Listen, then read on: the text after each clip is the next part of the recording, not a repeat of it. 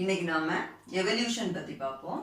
இப்போ எவல்யூஷன் அப்படின்னு சொல்லும்போது தி பாப்புலேஷன் ஆஃப் ஸ்பீசிஸ். இந்த பாப்புலேஷன் ஆஃப் ஸ்பீசிஸ் அது எந்த ஸ்பீசிஸா வேணும்னாலும் இருக்கலாம். பிளான்ஸ், அனிமல்ஸ், ஹியூமன், பேர்ட்ஸ், ஏதாவது ஒரு ஸ்பீசிஸ் எந்த ஸ்பீசிஸா இருந்தாலுமே அது ஒரு ஜென்ரேஷன்ல இருந்து இன்னொரு ஜென்ரேஷன் போகும்போது அந்த ஜீன்ல ஏற்படக்கூடிய சேஞ்சஸால எந்த மாதிரி கேரக்டரிஸ்டிக் சேஞ்சஸ் வருது, மாற்றங்கள் என்ன மாதிரி வருது, எந்த மாதிரி வளர்ச்சி அடைஞ்சிட்டு வரோம் அப்படின்னு சொல்லி பார்க்கறது தான் இந்த எவல்யூஷன். அப்போ நம்மளோட எர்த் ஃபார்ம் ஆகி 4.5ல இருந்து 4.6 பில்லியன் இயர்ஸ் ஆகுது. நம்மளோட எர்த் ஃபார்ம் ஆகும்போது அது வந்து ரொம்ப ஹீட் அதிகமாக இருந்துச்சு. எர்த் இந்த மாதிரி இருந்ததுன்னா அதனுடைய ஹீட் ரொம்ப அதிகமாக இருக்கு. அப்போ அதுல இருந்து உள்ளாடி இருக்கக்கூடிய ஹீட் வந்து அப்படி வேப்பரா வெளியே ரிலீஸ் ஆகுது. எர்த்தினுடைய ஹீட் வந்து வேப்பரா வெளியே ரிலீஸ் ஆகுது. அந்த வேப்பர் வெளியே வரக்கூடிய வேப்பர் வந்து கூல் ஆக ஆரம்பிக்குது. கூல் ஆகும்போது என்ன ஆகும், அந்த வேப்பர் கூல் ஆகும்போது அங்க வந்து கண்டென்சேஷன் ப்ராசஸ் நடக்கும். கண்டென்சேஷன்னா என்ன, வேப்பரா இருக்கிறது கேஸ் ஸ்டேஜ் வந்து லிக்விட் ஸ்டேஜா மாறும். அப்போ இங்க கேஸா இருக்கிறது வந்து வாட்டர் வேப்பர் லிக்விடா மாறும்போது என்ன ஆகும், நமக்கு ரெயின்ஃபால் ஆகும். ரெயின்ஃபால் ஆகும்போது அது வந்து கீழே இருக்கக்கூடிய எர்த்துல இருக்கக்கூடிய குண்டு குழிகள் எல்லாம் ஃபில் பண்ணி நமக்கு வந்து ஓஷன்ஸ் ஃபார்ம் ஆயிடுச்சு. அந்த மாதிரி தான் நம்மளோட எர்த்து ஃபார்ம் ஆகுச்சுது அப்படின்னு சொல்லுவாங்க. அப்போ இந்த எவல்யூஷனுடைய தியரிஸை பார்ப்போம். தியரி ஆஃப் எவல்யூஷன் அதை பற்றி பார்ப்போம். இப்போ theory of special creation, first theory வந்து தியரி ஆஃப் ஸ்பெஷல் கிரியேஷன். இதை வந்து என்ன சொல்றாங்கன்னா, இந்த எர்த்தை வந்து கிரியேட் பண்ணது காட் அப்படின்னு சொல்றாங்க. இந்த தியரி ஆஃப் ஸ்பெஷல் கிரியேஷன்ல காட் கிரியேட் பண்ணாங்க அப்படின்னு சொல்லி, இது வந்து ஹிந்துஸ், முஸ்லிம்ஸ், கிறிஸ்டியன்ஸ் இவங்க வந்து எல்லாரும் அவரவர் காட் தான் கிரியேட் பண்ணாங்க அப்படின்னு சொல்லிட்டு சொல்றதுதான் இந்த theory of special creation. Next theory, theory of spontaneous generation or abiogenesis. அப்போ இந்த ஏபயோஜெனசிஸ்னா, பயோஜெனசிஸ்னா லிவிங் திங்ஸ், லைஃப் இருக்கக்கூடியது.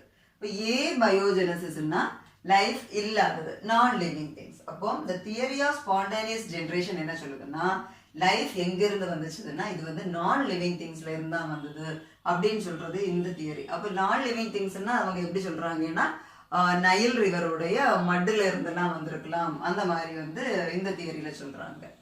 அப்புறம் இந்த வேர்டு ஏபயோஜெனசிஸ், இந்த வேர்டை வந்து ஃபர்ஸ்ட் இன்ட்ரடியூஸ் பண்ணது வந்து தாமஸ் ஹக்ஸ்லே. இவர் தான் இந்த வேர்டை வந்து காயின் பண்ணாரு. அப்புறம் next theory, theory of biogenesis. அப்போ ஏபயோஜெனசிஸ்னா லைஃப் வந்து நான் லிவிங் திங்ஸ்ல இருந்து வந்துருச்சுன்னு பார்த்தோம். அப்போ பயோஜெனசிஸ்ல என்ன சொல்றாங்கன்னா, லைஃப் வந்து ஏற்கனவே இருக்கக்கூடிய ஒரு லைஃப்ல இருந்து தான் வந்தது, ப்ரீ எக்ஸிஸ்டிங் லிவிங் ஃபார்ம் அதுல இருந்து தான் வந்ததுன்னு சொல்லக்கூடியது வந்து இந்த தியரி ஆஃப் பயோஜெனசிஸ். இந்த பயோஜெனசிஸ்ங்கிற வேர்டை வந்து காயின் பண்ணது ஹென்ரி பேஸ்டேன். இது தாமஸ் ஹக்ஸ்லே, இது ஹென்ரி பேஸ்டேன். அப்புறம் நெக்ஸ்ட் தியரி வந்து பிக் பேங் தியரி. இந்த பிக் பேங் தியரி என்ன சொல்லுது அப்படின்னா, லைஃப் ஒரு இந்த எர்த் நமக்கு ஃபார்ம் ஆனது ஒரு பெரிய எக்ஸ்ப்ளோஷனால, ஒரு சிங்குலர் ஹியூஜ் எக்ஸ்ப்ளோஷன், ஒரு மேசிவ் எக்ஸ்ப்ளோஷன் ஆச்சு. அந்த எக்ஸ்ப்ளோஷனால தான் இந்த எர்த் வந்து ஃபார்ம் ஆச்சுது. அப்ப நம்மளோட எர்த் ஃபார்ம் ஆகும்போது அதுல வந்து ப்ராப்பரா அட்மாஸ்பியர் இல்லை, நோ ப்ராப்பர் அட்மாஸ்பியர் ப்ராப்பரா இல்லை அப்படின்னு சொல்லியிருந்தாங்க. அப்புறம் என்ன சொன்னாங்க, இதுல வந்து நோ ஆக்சிஜனும் இல்லாம இருந்துச்சு. இந்த எர்த்துடைய அட்மாஸ்பியர் ப்ராப்பரா இல்லாம இருந்துச்சு, ஆக்சிஜனும் இல்லாம இருந்துச்சு அப்படின்னு சொன்னாங்க. அப்ப இந்த அட்மாஸ்பியர்ல என்னது இருந்தது, சில கெமிக்கல்ஸ் அப்படின்னா அமோனியா, மீத்தேன், ஹைட்ரோஜன் ரொம்ப எக்ஸ்ப்ளோசிவ் ஹைட்ரோஜன், அப்புறம் வாட்டர் வேப்பர் இந்த மாதிரி இருந்துச்சு அப்படின்னு சொல்லிட்டு சொல்றாங்க. அப்போ நம்மளுடைய இதுல வந்து அட்மாஸ்பியர்ல ஆக்சிஜன் இல்லாம இருக்குது, ப்ராப்பராகவும் அட்மாஸ்பியர் இல்லை, அப்புறம் ஓசோன் லேயருமே இல்லை.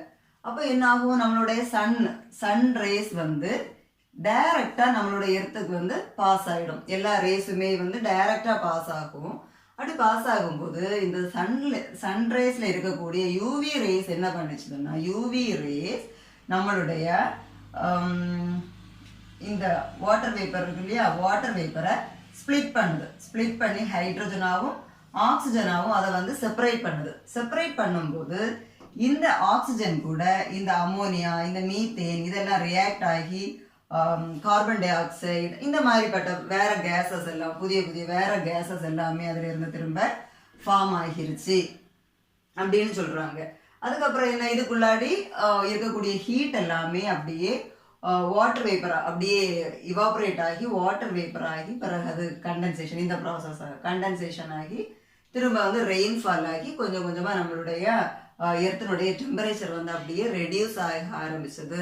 அப்படி இந்த ரெயின் எல்லாம் வந்ததுனாலதான் நம்மளுடைய எர்த்துல வந்து லைஃப் ஃபார்ம் ஆக ஆரம்பிச்சு அப்படின்னு வந்து இந்த பிக் பேங் தியரியில சொல்றாங்க.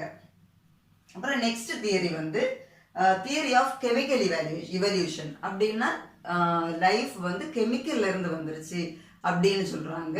இனி அதை பத்தி பார்ப்போம். தியரி ஆஃப் கெமிக்கல் எவல்யூஷன் அப்படின்னு பார்க்கும்போது இதை வந்து ஒப்பாரினும் ஹால்டேனும் ரெண்டு பேரும் ஒரே மாதிரியா அவங்களுடைய சஜஷன்ஸ் சொல்லியிருப்பாங்க. என்ன சொல்லியிருப்பாங்கன்னா, ஒப்பாரின் வந்து 1924லயும் ஹால்டேன் 1929ல என்ன சொல்றாருன்னா, எவல்யூஷன் எப்படி ஃபார்ம் ஆயிடுச்சு அப்படின்னா, கெமிக்கல் சப்ஸ்டன்சஸை நம்ம வந்து இன்ஆர்கானிக் சப்ஸ்டன்சஸ் அப்படின்னு சொல்லலாம். கெமிக்கல் சப்ஸ்டன்சஸை இன்ஆர்கானிக் சப்ஸ்டன்சஸ் அப்படின்னு சொல்றோம். இந்த சப்ஸ்டன்சஸ் வந்து பிசிக்கல் ஃபோர்ஸஸ்னா சன்லைட்ல யூவி ரேஸா இருக்கலாம், இல்லைன்னா லைட்னிங்காக இருக்கலாம், லைட்னிங்கால இல்லைன்னா வந்து வெல்கானோஸ் இந்த இதுக்கு கூட வந்து இந்த கெமிக்கல் சப்ஸ்டன்சஸ் வந்து கம்பைன் ஆகி ஆர்கானிக் சப்ஸ்டன்சஸ் ஃபார்ம் ஆகி அந்த மாதிரி தான் லைஃப் ஃபார்ம் ஆச்சு அப்படின்னு ஒப்பாரினும் ஹால்டேனும் ரெண்டு பேருமே ஒரே மாதிரியான இதை வந்து சொல்றாங்க. அப்போ ஒப்பாரின் என்ன சொல்றாருன்னா, இன்ஆர்கானிக் சப்ஸ்டன்சஸ். இந்த இன்ஆர்கானிக் சப்ஸ்டன்சஸ்னா என்ன கெமிக்கல் சப்ஸ்டன்சஸ்? இதேதான், methane, ammonia, NH4, methane, ammonia, hydrogen, water vapour, இந்த மாதிரியான சப்ஸ்டன்சஸ், இந்த இன்ஆர்கானிக் சப்ஸ்டன்சஸ் தான் ஃபர்ஸ்ட் இருந்தது. இந்த இன்ஆர்கானிக் சப்ஸ்டன்சஸ் இந்த பிசிக்கல் ஃபோர்ஸஸ், இந்த யூவி ரேஸ் இல்லைன்னா லைட்னிங் கூட கம்பைன் ஆகும்போது ஆர்கானிக் சப்ஸ்டன்சஸ் ஃபார்ம் ஆச்சு. ஆர்கானிக் சப்ஸ்டன்சஸ்னா சுகர், ஃபேட்டி ஆசிட், ஆல்டிஹைட், இந்த மாதிரி உள்ள காம்பவுண்ட்ஸ் வந்து இதை நம்ம ஆர்கானிக் காம்பவுண்ட்ஸ் சொல்லுவோம். இந்த மாதிரி காம்பவுண்ட்ஸ் வந்து ஃபார்ம் ஆச்சுது.